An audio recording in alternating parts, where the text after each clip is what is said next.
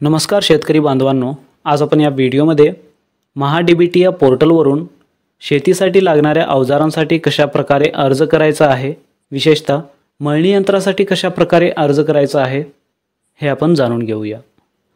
तर त्यासाठी लागणारे डॉक्युमेंट काय असेल, अर्ज करण्याची पूर्ण पद्धत काय असेल हे सगळं आपण या व्हिडिओमध्ये बघणार आहोत।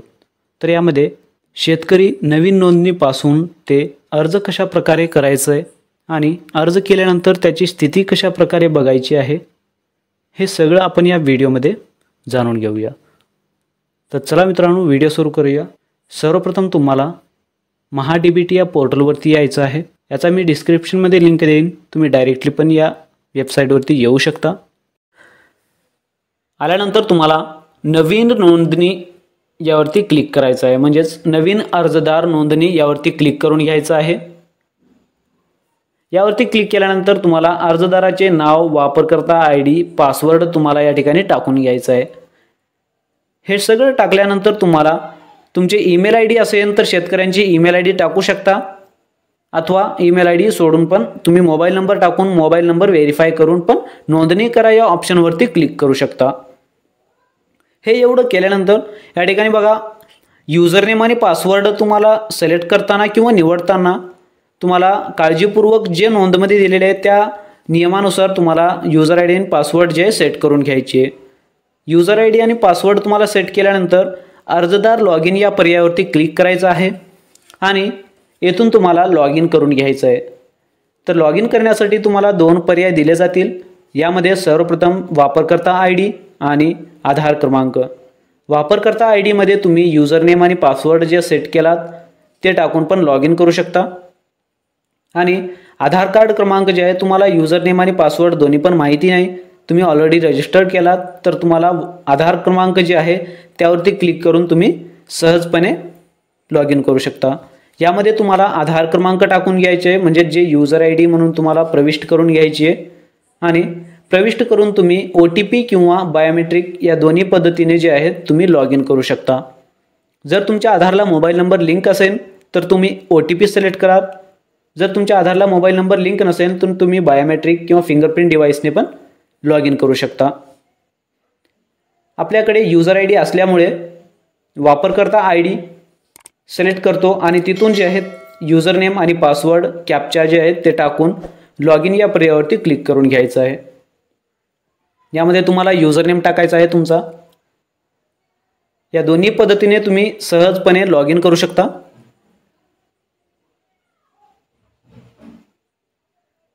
यूजर नेम टाकल्यानंतर तुम्हाला पासवर्ड टाकून घ्यायचा आहे।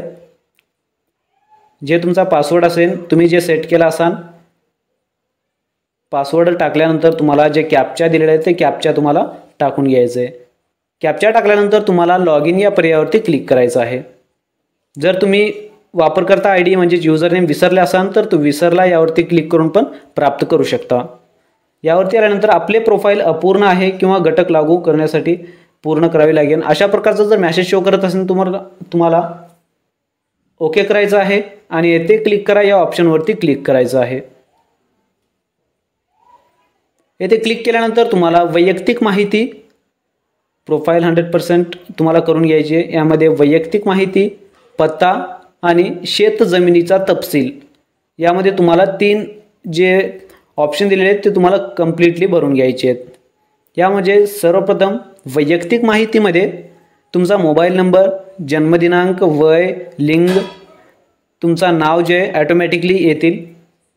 यामध्ये तुम्हाला सर्वप्रथम तुमचे नाव टाकून घ्यायचे आहेत आणि तुमच्या वडिलांचे नाव आणि आडनाव टाकून घ्यायचे आहेत।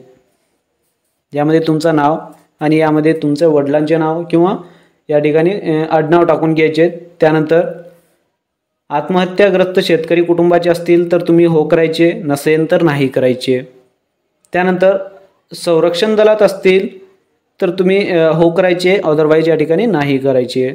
हे एवढं केल्यानंतर तुम्हाला जात वर्गवारीमध्ये तुमचं जे जात आहे ते कोणत्या याच्यामध्ये येते ते तुम्हाला सिलेक्ट करायचं आहे। हे एवढं सिलेक्ट केल्यानंतर तुम्हाला जात प्रमाणपत्र असेल तर हो करा, नसेल तर नाही करा।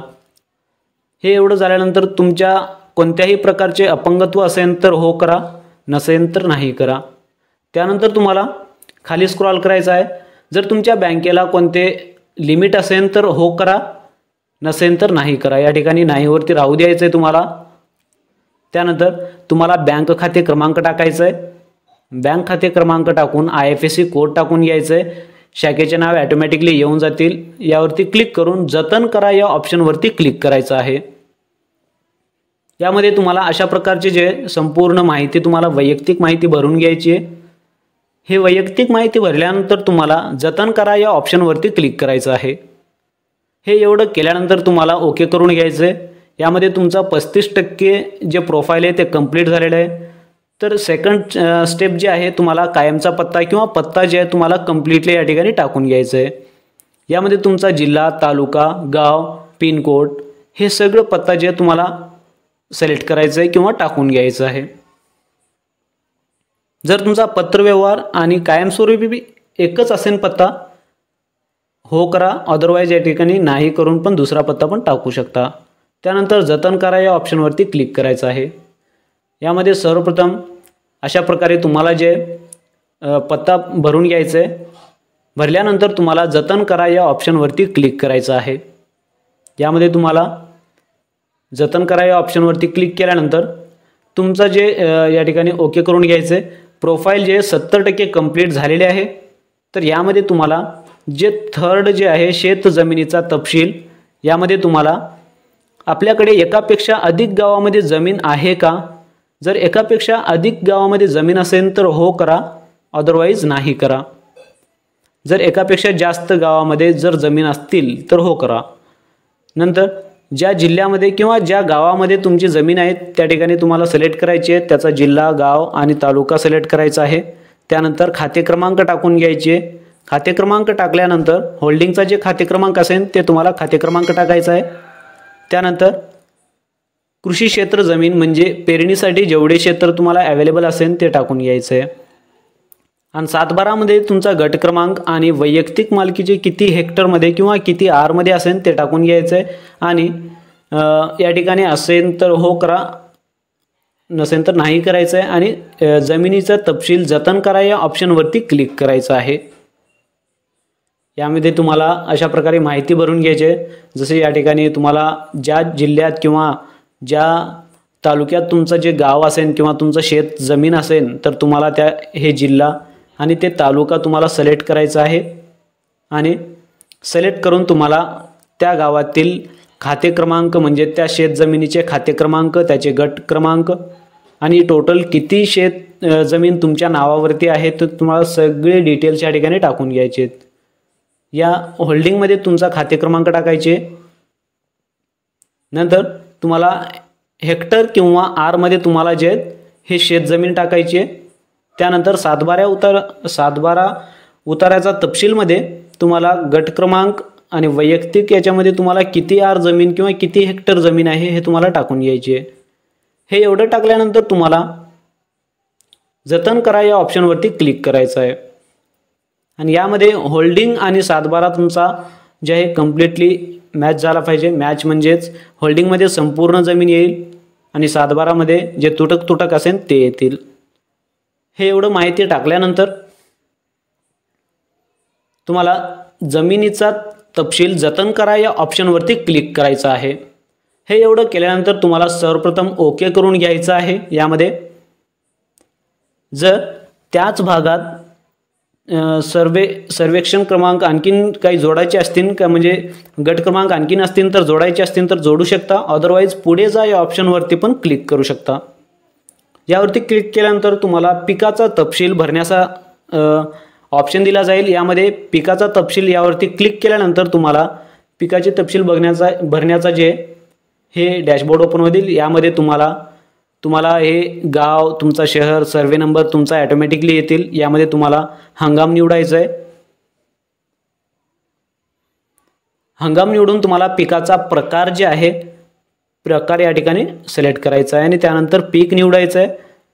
आणि जतन करा या ऑप्शनवरती क्लिक केल्यानंतर या ठिकाणी 3 ऑप्शन दिले जातील. यामध्ये तुम्हाला त्याच गावात पिकाची माहिती जोडा. जर आणखीन गट असतील त्या शेतामध्ये किंवा त्या गावामध्ये तर तुम्ही फर्स्ट पर्याय किंवा सेकंड पर्याय म्हणजे इतर भागामध्ये पिकांची माहिती, जर इतर आणखीन दुसरे गावामध्ये तुमचे पिकांची माहिती असेल तर तुम्ही सेकंड ऑप्शन सिलेक्ट करू शकता.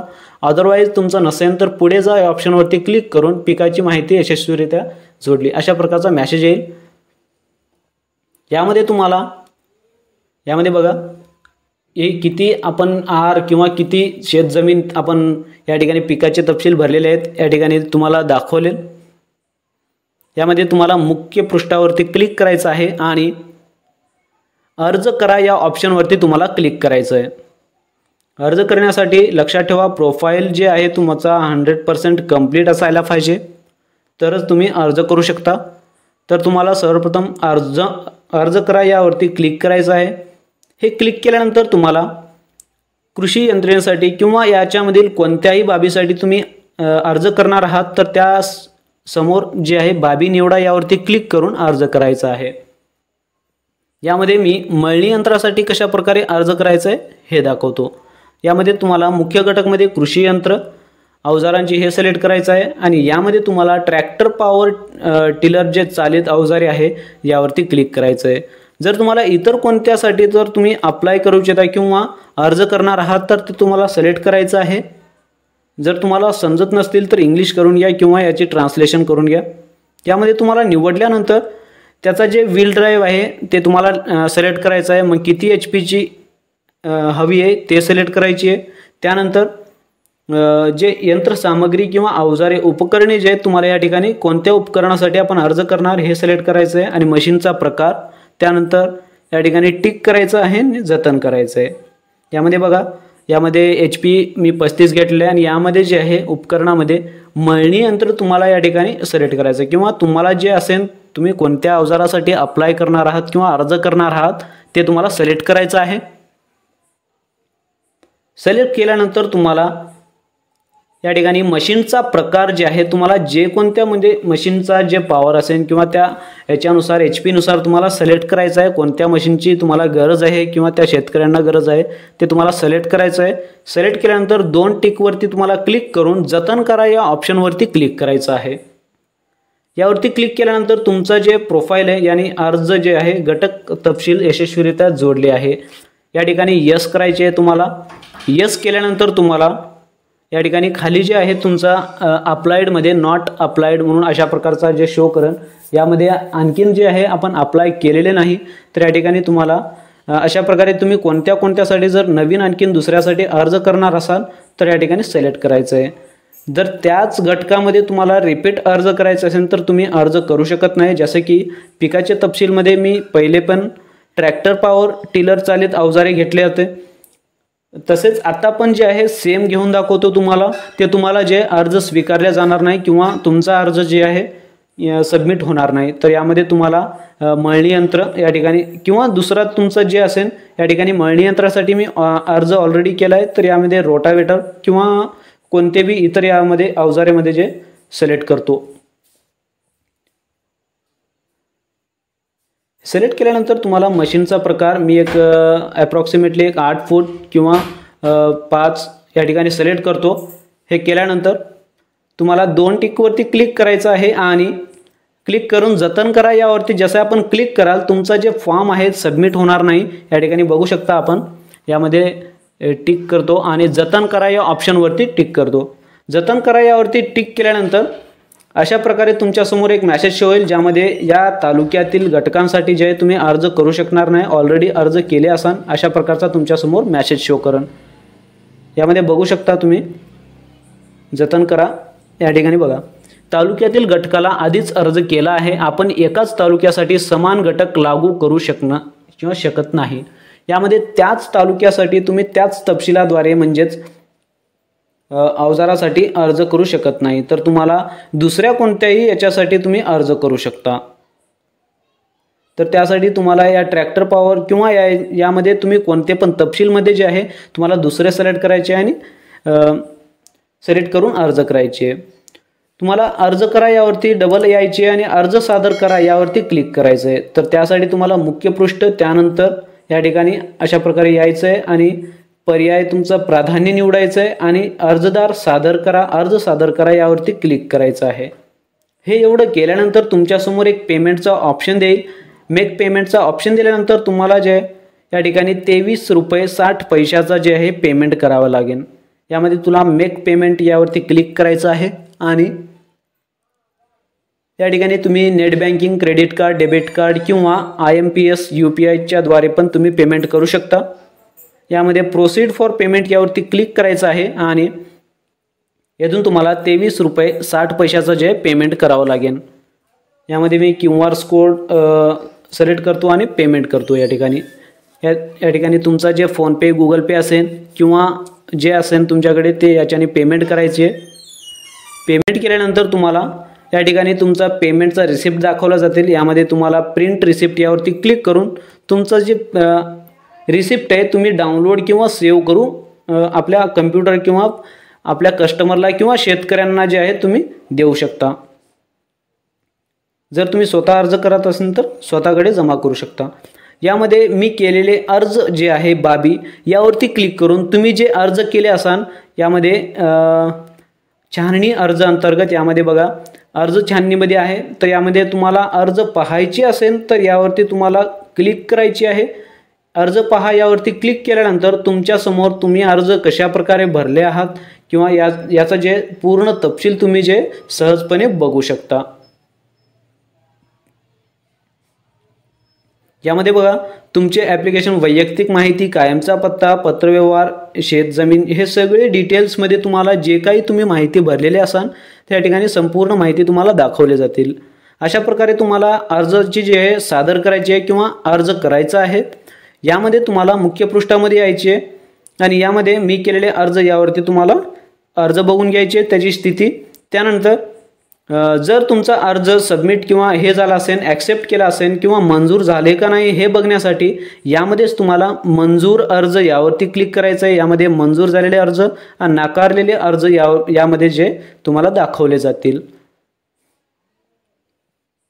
जर तुमचा अर्ज ॲक्सेप्ट केला असेल तर तुम्हाला डॉक्युमेंट अपलोड कराचा ऑप्शन देईल। यामध्ये तुम्हाला लेफ्ट साईडला जे कागदपत्रे अपलोड करा याचा ऑप्शन वापरून तुम्ही जे या ठिकाणी वैयक्तिक आणि बिलचे जे आहेत तुम्ही कागदपत्रे अपलोड करू शकता। यामध्ये कागदपत्रे अपलोड करा याचा ऑप्शनवरती क्लिक करायचं आहे आणि तुमची सिलेक्शन किंवा तुमचे कोटा लागल्यानंतर तुम्ही वैयक्तिक कागदपत्रे किंवा बिल जे आहेत तुमचे या ठिकाणी येऊन तुम्ही अपलोड करू शकता।